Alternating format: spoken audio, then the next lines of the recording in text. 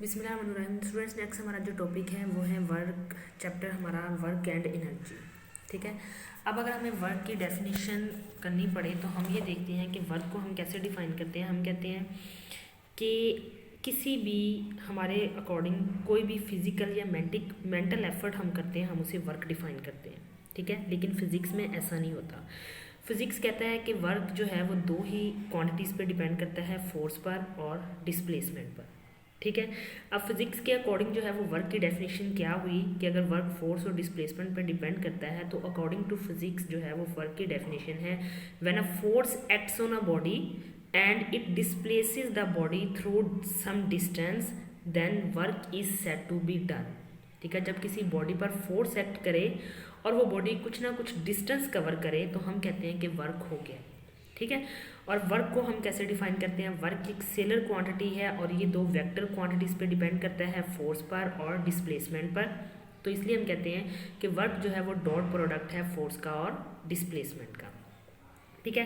Next हम work done जो है वो कैसे कैलकुलेट कर सकते हैं? Work done bye constant force. अब कांस्टेंट फोर्स क्या होती है? ऐसी फोर्स जिसकी मैग्नीट्यूड और डायरेक्शन में कोई चेंज ना हो, ना उसकी मैग्नीट्यूड में कोई चेंज हो ना उसकी डायरेक्शन में, तो उसे हम क्या बोलते हैं? वो क्या है? कांस्टेंट फोर्स है। ठीक है। अगर किसी बॉडी पर फोर्स कांस्टेंट फोर्स एक्ट कर रही है और बॉडी उस फोर्स के लगने से कोई ना कोई डिस्टेंस कवर कर रहा है तो हम कह रहे हैं उस बॉडी पर जो है वो वर्क डन हो गया है। ठीक है। लेकिन सबसे पहले यह है कि अगर फॉर एग्जांपल इस बॉडी पर ये फोर्स लगी और इसने जो है वो डिस्टेंस डी कवर किया, अब यहाँ से अगर हम देखें फोर्स और डिस्टेंस डिस्प्लेसमेंट दोनों सेम डायरेक्शन में है तो देन हमारे पास वर्क जो है वो सिंपली कैसे आ जाएगा? Work will be equal to the force multiply by displacement.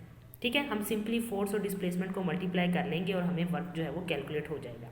लेकिन अगर किसी बॉडी पर जो है वो फोर्स एक्ट कर रही है, ठीक है, इस डायरेक्शन में और डिस्प्लेसमेंट जो है वो इस डायरेक्शन में कवर हो रहा है, अब फोर्स और डिस्प्लेसमेंट सेम डायरेक्शन में नहीं है बल्कि कुछ ना कुछ एंगल थीटा बन रहा है दोनों के दरमियान में, तो फिर हम क्या करते हैं? हम फोर्स को उसके कंपोनेंट्स में डिवाइड करेंगे। ठीक है। यहाँ से हमने परपेंडिकुलर ड्रा किया, एंगल थीटा के सामने वाला फोर्स का कंपोनेंट हमारे पास क्या है? एफ साइन थीटा, और ये वाला कंपोनेंट हमारे पास क्या है? F cos theta.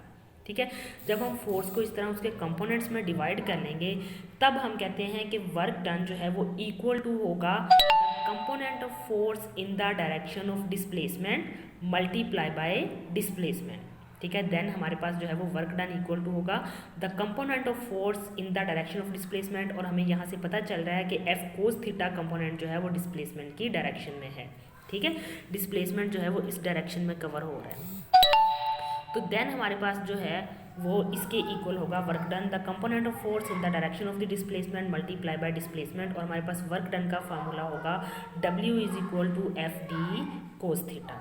ठीक है। तो ये हमारे पास फार्मूला है कि जब फोर्स कांस्टेंट हो तो वर्क डन हम कैसे कैलकुलेट कर सकते हैं। हमने कहा कि अगर फोर्स और डिस्प्लेसमेंट एक डायरेक्शन में होंगे तो वर्क डन सिंपली फोर्स और डिस्प्लेसमेंट को मल्टीप्लाई करने से आ जाएगा। लेकिन अगर कांस्टेंट फोर्स एक्ट कर रही है लेकिन वो डिस्प्लेसमेंट की डायरेक्शन में नहीं है, देन हमने क्या करना है? फोर्स को उसके कंपोनेंट्स में डिवाइड करना है और फोर्स का वो कंपोनेंट लेना है जो कि हमारे डिस्प्लेसमेंट की डायरेक्शन में हो। ठीक है। फोर्स के कंपोनेंट को डिस्प्लेसमेंट के साथ हमने क्या करना है? मल्टीप्लाई करना है और हमारे पास क्या आ जाएगा? वर्क डन आ जाएगा। ठीक है। यहाँ से नेक्स्ट हमारे पास है work done is equal to, उसका अगर हम यूनिट निकालें, फोर्स का यूनिट न्यूटन होता है, डिस्प्लेसमेंट का यूनिट मीटर होता है, तो हमारे पास न्यूटन मीटर, और न्यूटन मीटर का हमें पता है दूसरा नाम क्या है? जाउल है। तो work done will be equal to joule. Work एक स्केलर क्वांटिटी है। ठीक है। उसकी डेफिनेशन से हमने देख भी लिया, वर्क जो है वो डॉट प्रोडक्ट के इक्वल है डिस्प्लेसमेंट एंड फोर्स के। ठीक है। नेक्स्ट हमारे पास जो है वो वर्क पॉजिटिव हो सकता है, नेगेटिव हो सकता है और ज़ीरो हो सकता है।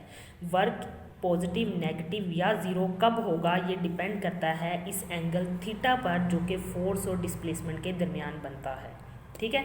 अगर ये एंगल थीटा जो है वो लेस देन 90 डिग्री हो तो हमारा वर्क जो है वो पॉजिटिव होगा। अगर ये angle theta equal to 90 degree हो तो हमारा वर्क जो है वो ज़ीरो होगा। अगर ये थीटा ग्रेटर देन 90 हो तो हमारा वर्क डन जो है वो नेगेटिव होगा। अगर थीटा लेस देन 0 होगा तो लेस देन 90 होगा तो लेस देन 90 का मतलब है हम फर्स्ट क्वाड्रेंट की बात करें, फर्स्ट क्वाड्रेंट में कोस पॉजिटिव होता है तो हमारा वर्क डन भी क्या होगा? पॉजिटिव होगा। ठीक है। अगर थीटा इक्वल टू 90 डिग्री होगा तो कोस 90 क्या होता है, 0 होता है, ठीक है। 90 0 होने से हमारा वर्क डन भी क्या हो जाएगा, 0 हो जाएगा।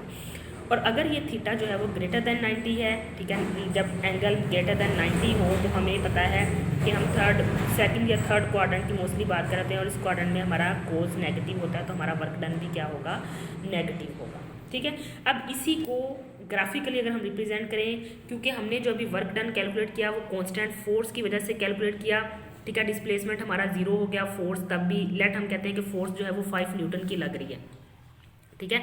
फोर्स कांस्टेंट है, ठीक है। इट्स मीन उसकी डायरेक्शन और मैग्नीट्यूड कोई भी चेंज नहीं हो रही। डिस्प्लेसमेंट 0 था, फोर्स तब भी 5 न्यूटन की थी। डिस्प्लेसमेंट लेट हमारे पास जो है वो 5 मीटर आ गया, सेंटीमीटर आ गया, फोर्स तब भी 5 न्यूटन की थी, ठीक है। डिस्प्लेसमेंट हमारे पास 6 सेंटीमीटर आ गया, फोर्स तब भी 5 न्यूटन की थी। डिस्प्लेसमेंट हमारे पास जो है वो 7 सेंटीमीटर आ गया, फोर्स तब भी 5 न्यूटन की थी। तो क्योंकि हम वर्क डन कॉन्स्टेंट फोर्स की वजह से कैलकुलेट कर रहे हैं, फोर्स की ना डायरेक्शन में कोई चेंज होगी ना उसकी मैग्नीट्यूड में चेंज होगी, तो हमारे पास ये ग्राफ जो है इस तरह स्ट्रेट लाइन बनेगा, ठीक है। और यहाँ तक हमने 7 सेंटीमीटर तक कैलकुलेट कर लिया। और अगर हम देखें तो हमारा ग्राफ एक रेक्टेंगुलर फॉर्म में आता है, ठीक है। और इस ग्राफ से अगर हमें वर्क डन कैलकुलेट करना हो तो हम किस तरह कैलकुलेट करते हैं, इस ग्राफ के अंदर जितना एरिया आता है उस एरिया को कैलकुलेट कर लेंगे तो हमारे पास क्या आ जाएगा, work done by the constant force आ जाएगा। यानी कि हमें इस रेक्टेंगल का जो है वो एरिया कैलकुलेट करना है, ठीक है। ये हमारे पास था work done bye constant force.